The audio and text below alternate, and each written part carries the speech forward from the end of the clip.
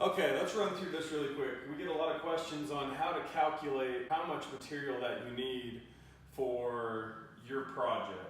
And so I want to go through and just address and then answer all those questions.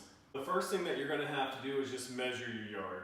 For this scenario here, maybe your house is right here, and then you can measure over from your house to your property line or the existing fence.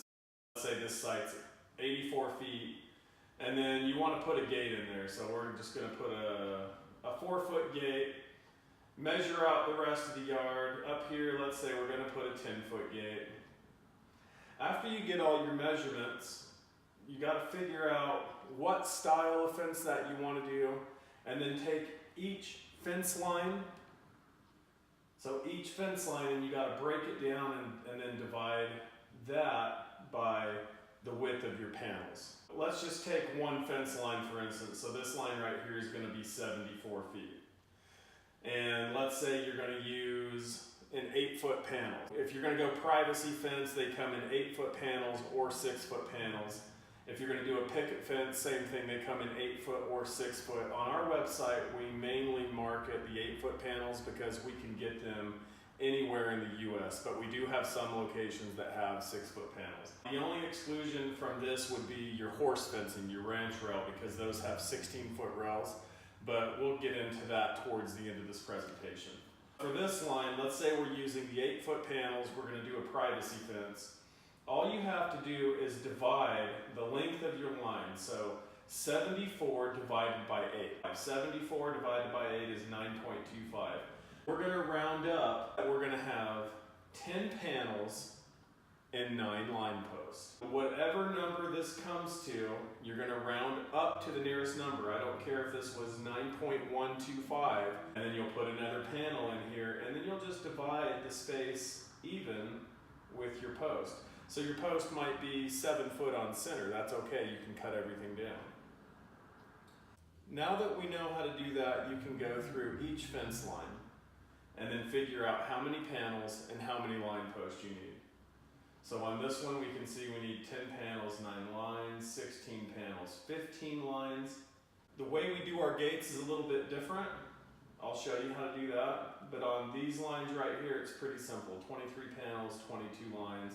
Always remember, you're just going to add up for your panel, and whatever that number is, you will take the higher number for the panel and then the lower number for the line post.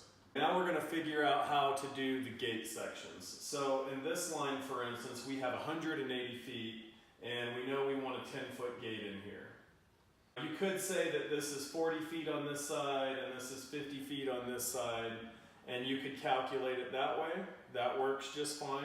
Just take 180 feet, subtract it from the width of your gate. So we have a 10-foot gate, so that would have us at 170 feet, and then divide that by 2. It'll give you the right count no matter where you position your gate. So with this, we see we'll have 11 panels, 10 lines, and on this side, 11 panels and 10 lines. So we'd have 22 panels and 20 lines for this back side. And the same applies if we have a single gate down here. So we have 84 feet with a 4-foot gate. So again, we're just going to go 84 minus 4, and then divide that by 2, and then do our math. So we would have 5 panels and 4 line posts on this side, 5 panels and 4 line posts on this side. And it may end up that you're going to have 7 panels and, you know, six lines on this side and opposite on this. It doesn't matter. The math is going to be the same. Your panel and line post quantity is going to be the same. Then you have to figure out your ends and corners and blanks. So for this scenario right here, we've got a house, and we're going to start right here with the gate. Now this gate is going to hinge on this post, and then it's going to latch on this single post next to the house. Any post that has no fencing attached to it, all you have to do is put a blank post. So we'll put a blank post here. For this hinging post, it's going to be an end post. That means there's holes on one side of the post that the fence goes into. So this will be an end post. Right here we have a 90, that's going to be a corner post, an end post. This gate post is an end post, a corner, and an end post. So now we have our panels, our line post, end post, corner post, blank post. So now you just have to figure out how many gate post inserts you're going to need. That's the steel post inserts that go inside of your hinging post. And you really only need them inside of your hinging post. You don't have to have them on the latch post. For this one, we have a hinge post here, we have a hinge post here for our double gate, and then we have our hinge post here for our single gate. So we're going to need 3 steel inserts for this project. And that pretty much concludes it for your privacy and then picket style fencing. The only thing different when we do horse fence is they have 16-foot rails.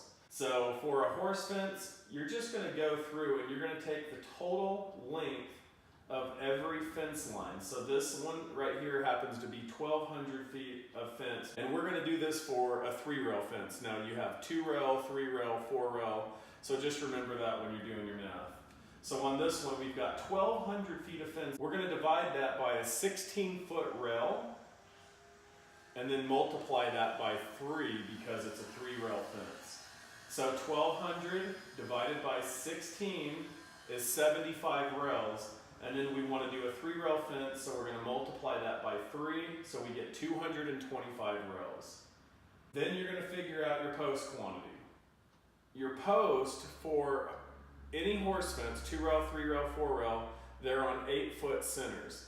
So you just do exactly what we did with the last one, just like you're going to do your panels, and you would divide each length of fence line by 8 feet. 400 divided by 8 is 40, 39 line posts. And then just do the math like that all the way around.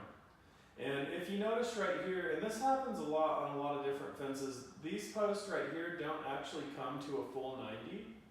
So you're not going to use a corner post here.